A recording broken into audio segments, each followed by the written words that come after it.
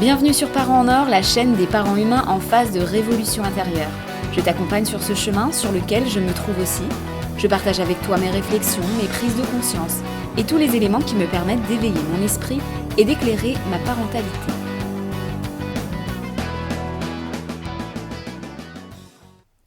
Salut, c'est Sandra, on se retrouve cette semaine pour parler de l'importance des choses.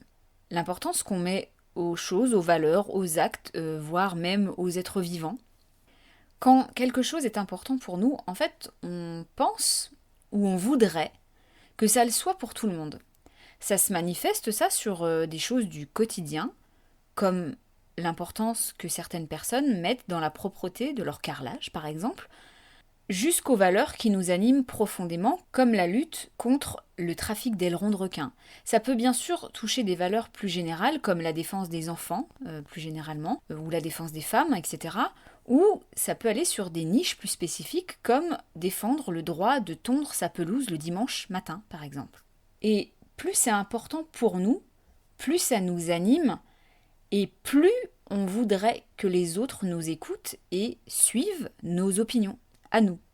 Mais il y a aussi un truc qui se fait, c'est que plus on est investi émotionnellement, et plus il y a de risques que l'on ne soit plus, disons, suffisamment objectif parfois, en fait, et qu'on peut tomber dans des biais cognitifs, ou en tout cas qu'on peut rester figé sur une vision bien précise, et qu'on ne s'ouvre plus à des éléments qui seraient pourtant factuels et en opposition avec ce qu'on pense. Ça le fait à tout le monde, ça. Quand quelque chose est important, on a une opinion qui va être bien précise et le biais de confirmation sera d'autant plus fort que cette chose nous sera importante. Je reprécise ici ce que c'est que le biais de confirmation, mais avant, je précise une autre chose de notre cerveau, c'est que c'est un magnifique outil, mais c'est un outil qui fait ce qu'il peut avec autant d'informations qui lui parviennent de partout à chaque seconde. Et comme il ne peut pas tout traiter, et en plus comme il a en charge des programmes intérieurs à respecter, tout ça, ça fait que le cerveau il va faire des raccourcis et des déductions pour se donner un max de chances de ne pas se tromper. Mais bien sûr, il se trompe quand même. Ces raccourcis et ces déductions regroupent ce qu'on appelle les biais cognitifs, et il y a notamment le fameux biais de confirmation. Ce biais, il fait que lorsqu'on a une opinion sur quelque chose, on verra et on retiendra beaucoup plus facilement les éléments qui vont dans notre sens que ceux qui le contredisent. Par exemple, c'est pour ça que les gens de droite, ils achètent des journaux de droite et que ceux de gauche achètent des journaux de gauche. C'est pour ça aussi que les parents qui cheminent vers une parentalité respectueuse écouteront des podcasts comme les miens ou liront des livres de Catherine Guéguen, alors que les parents qui seront plus traditionnels, ils liront du Ruffo, par exemple. Ce biais de confirmation, c'est donc quand même un piège en fait, parce qu'il risque de nous fermer à des éléments qui pourraient pourtant être factuels et peut-être moins subjectifs que ne l'est notre opinion, mais on n'aime pas en fait quand on voit quelque chose qui ne va pas dans notre sens. Et ça m'arrive plein de fois, puisque je suis un humain avec un biais de confirmation, et ça m'arrive par exemple quand je tombe sur des études qui ne démontrent pas ce que je pensais pourtant être vrai. Et ça fait mal, mais n'empêche que ces études, elles existent quand même. Donc voilà pour le biais de confirmation. Donc je reviens sur l'importance des choses. En réalité, il n'existe aucune loi fondamentale, physique ou universelle, qui établit des niveaux d'importance pour les choses. Qui dirait que ça, c'est à mettre dans les trucs importants, que ça non, et que ça moins, c'est moins important, etc. Il n'y a aucune loi suprême en fait. Il n'y a que ce que l'on va nous y mettre. Et à la rigueur, ce qui pourrait passer dans une importance prioritaire, entre guillemets, c'est ce qui maintient en vie, qui pourrait nous sembler effectivement un peu plus important. Tout ce qui nous permet de faire continuer à battre notre cœur et à maintenir la vie dans le corps. Mais même ça se discute en fait finalement. Est-ce que la vie, en tant que vie, elle est forcément importante ? Est-ce qu'une vie, c'est important ? Ça se discute, il y a des millions de points de vue, il y en a qui vont dire que chaque vie est importante et d'autres qui pourraient penser qu'une vie, ce n'est qu'une vie. Malgré les émotions extrêmement difficiles que l'on traverse quand on perd la vie de quelqu'un. Et quand on voit la banalité de la mort, qui, en fait, en un claquement, fait sauter un être vivant de notre monde, je trouve que c'est stupéfiant de constater, en fait, finalement, qu'une vie vient et part dans un tumulte de banalités quotidiennes qui continue comme si de rien n'était. Voilà, ça c'était une aparté en fait, hein. Mais on pourrait en discuter de l'importance d'une vie. Est-ce que c'est important? D'ailleurs, le fait d'établir que l'humain est plus important que les autres espèces, c'est un point de vue totalement humain, ça bien sûr, hein.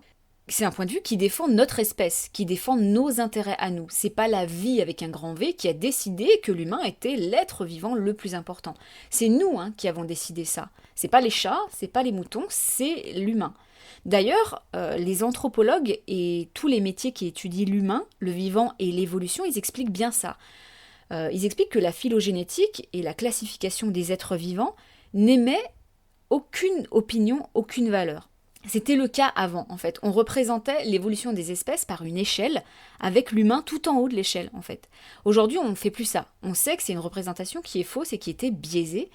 On représente maintenant l'évolution par un buisson sphérique, et l'humain, il est placé à la périphérie de la sphère, exactement au même niveau que toutes les autres espèces vivantes, sans valeur, sans échelle de valeur ou d'importance, en fait. Le fait qu'on mette de l'importance dans quelque chose ou pas, ça vient, entre autres évidemment, de la culture et de l'éducation. Si on a entendu des messages durant toute notre enfance, ou en tout cas sur une période suffisamment longue, ou répétée, et ou marquante, alors ces messages, ils vont probablement être fortement mémorisés dans l'inconscient, et ça deviendra pour nous la normalité, et donc ça deviendra important. Parce qu'en fait, la normalité, ce qui nous paraît normal, nous paraît important. Si on a toujours fait comme ça, et que ça en est même devenu une vérité pour nous, ça peut nous paraître vraiment important de continuer à faire comme ça a toujours été, sans pour autant avoir d'arguments rationnels finalement. Le fait qu'on ait intégré des messages comme des habitudes de pensée, ça fait de ces messages des réalités avérées qui sont très difficiles à remettre en cause parfois. Surtout si on ne souhaite pas y réfléchir. Donc si on a grandi par exemple avec l'idée que réussir à l'école c'était important, ça va facilement le rester une fois adulte. Pareil, bien sûr, pour l'image et la place de l'enfant. Si on a grandi avec l'idée qu'un enfant, ça doit rester à sa place, là, bien en dessous de l'adulte, probablement qu'une fois adulte, on trouvera important que les nouveaux enfants restent bien à leur place en dessous, là, en dessous de nous, et que nous, maintenant qu'on est adulte, on puisse se mettre là-haut. Et je suis sûre que tu as entendu, comme moi, des tas de fois la fameuse phrase « oui, mais c'est important ». Et ça, associé à une multitude infinie d'idées, comme la politesse, c'est important, le sommeil, le brossage de dents, le respect, c'est important, bien travailler à l'école, ne pas être égoïste, ne pas gaspiller, passer du temps en famille, avoir un travail fixe, c'est important, être en relation sérieuse, être à l'heure, c'est important aussi. Penser à l'anniversaire des autres, c'est important. Se détendre aussi, penser à soi, mais pas trop, aider ses voisins, c'est important, rembourser son prêt, bien sûr, respecter les anciens, le féminisme, c'est important, les droits des animaux aussi, nettoyer les toilettes après son passage, c'est important, ranger, bien sûr, après avoir dérangé, c'est très important, avoir une maison propre, quitter ses chaussures à l'intérieur, etc., etc., jusqu'à plus l'infini. Et toute cette infinité de choses, elles sont toutes, pourtant, modulées dans la tête des personnes, c'est-à-dire que c'est des variables, chaque personne met son niveau personnel d'importance sur ces petites ou ces grandes choses.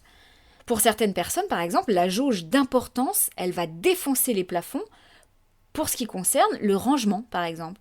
Ce sera genre rédhibitoire, hors de question de laisser passer un dérangement non rangé, alors que pour d'autres, ça n'aura que très peu d'importance. Pour certaines personnes, les émissions de gaz à effet de serre seront très importantes dans leur vie, et beaucoup plus important que la politesse des enfants, dont elles se ficheront complètement, et elles laisseront les enfants tranquilles avec ça, pendant qu'elles utiliseront une part de leur énergie pour tenter d'utiliser moins leur voiture, par exemple. En fait, tout est possible, en fait, finalement. Rien ne nous fera mourir, en fait. Toutes ces choses-là qu'on dit importantes, elles ne nous feront pas mourir, sauf celles dont je parlais avant, les éléments qui maintiennent en vie, le fait de manger, d'être en sécurité, finalement. Relativiser, c'est tout un art, en fait. C'est difficile de faire ça. Quand on met de la ferveur et quand on met beaucoup d'émotions, et qu'on met peut-être aussi certains traumas inconscients dans cette importance, on peut avoir vraiment du mal à relativiser notre point de vue, parce qu'il nous paraît vraiment être la réalité. Par exemple, je transpose encore en parentalité, on peut entendre que tante Sophie, et c'est un prénom que je prends au hasard, ne cédera pas tant que notre enfant ne lui aura pas dit merci, ou s'il te plaît, ou même fait un bisou, etc. Même si c'est pour un truc qui est totalement minime et futile. Hein. Si elle veut lui donner un petit objet ou si elle veut juste le faire rentrer chez elle, tante Sophie, elle peut ne pas céder tant qu'elle n'aura pas eu son mot ou son bisou. Et moi, je dis que c'est quelque chose de totalement futile parce que cette importance que met tante Sophie dans les mots de convenance dits hypocrites qu'on attend des enfants, eh ben moi par exemple, ça me semble totalement aberrant d'irrationalité en fait, tellement j'y mets aucune importance dans les mots de politesse qu'on demande aux enfants. On est là pour moi par exemple dans une fixation sur un détail qui n'apporte aucun élément vital. C'est pas vital tout ça. Mais je sais aussi que pour tante Sophie, c'est important pour elle. Elle y cristallise plein de choses. Elle y cristallise son respect entier, le fait qu'elle attend d'un enfant, qu'il valide sa valeur à elle, le fait qu'elle a appris que c'était normal et que donc c'était tellement important qu'elle va l'ériger comme une loi qu'il est interdit d'enfreindre. La preuve, hein, dans la ferveur et l'obstination qu'elle va y mettre pour ne pas céder tant que l'enfant n'aura pas dit ce mot-là. Donc on est vraiment dans une échelle de valeurs totalement différente en fait. Et c'est là que la limite se franchit, je trouve, c'est quand l'importance qu'on met dans quelque chose devient une oppression sur une autre personne. Quand on attaque l'intégrité physique ou morale ou la liberté de quelqu'un d'autre, la limite, elle est pour moi ici. C'est-à-dire qu'on a le droit, évidemment, d'avoir absolument toutes les importances et toutes les valeurs du monde, quelles qu'elles soient, tant qu'elles ne franchissent pas cette limite de l'intégrité physique et morale des autres. Et du coup, quand j'entends par exemple, oui mais c'est important qu'ils disent bonjour, ou c'est important qu'ils apprennent, ou qu'ils se confrontent à la dureté du monde, c'est important, ou je ne sais quoi, eh bien quand j'entends ça, je réponds, c'est important pour toi. Rien n'a d'importance véritable en vrai. C'est-à-dire que, à la rigueur, il y a seulement ce qui aide la vie à se maintenir. Le reste, en fait, ce ne sont que des éléments humains, qui sont typiquement humains, et qui sont pour certains parfois nécessaires, mais uniquement par le fait que l'on a créé un contexte de vie qui les a rendus nécessaires. C'est-à-dire qu'en fait, un élément n'a pas un degré précis et immuable d'importance. Chaque personne module ce degré d'importance selon sa vision. Par exemple, non, la politesse, alors je reviens souvent sur la politesse parce que pour moi c'est vraiment un exemple d'importance et de valeur sur laquelle on cristallise vraiment beaucoup dans la parentalité. Et donc la politesse, eh bien non, c'est pas important comme vous le voyez vous. Aller voter, c'est pas important comme vous le voyez vous. Tout ça, c'est vous qui mettez l'importance au niveau que vous décidez, plus ou moins consciemment évidemment. Et parfois j'avoue que j'en ai un peu marre, c'est-à-dire que c'est fatigant de subir la pression de l'importance des autres. Parce qu'on est dans la fameuse limite qui se franchit. Et parce que croyez bien que moi aussi, j'ai mes niveaux d'importance sur des éléments et des valeurs qui me sont propres à moi. Donc moi je décide de suivre mes valeurs et j'y mets mes importances à moi. Je ne vais pas suivre ce que les autres voient de la vie, en fait. Je ne vais pas suivre les importances des autres. Sinon, ça s'appellerait plus ma vie. Les autres, ils vont pas vivre ma vie à ma place. Et moi, je ne vais pas vivre leur vie à la place. Donc, je laisse l'importance des gens chez eux. Et moi, je mets devant mes yeux l'importance que je mets aux choses qui peut en plus évoluer. Bien sûr, on n'a pas un niveau d'importance défini pour toute notre vie. Bon, voilà, je vais m'arrêter sur ça. Je croyais que j'allais avoir très peu de choses à dire là-dessus parce que je pensais que ce podcast se résumerait finalement en une phrase, qui est probablement le titre de ce podcast, qui est « Les choses ont uniquement l'importance qu'on leur donne ». Mais finalement, j'ai eu plein de choses à dire, voilà. Et bah du coup, je te laisse sur ça. Je te souhaite une bonne journée ou une bonne soirée et je te dis à très vite, salut. Retrouve toutes les valeurs qui sont défendues par ce podcast dans la boutique jedennerie.com. Tu trouveras le lien en description de cet épisode et je te dis à très vite.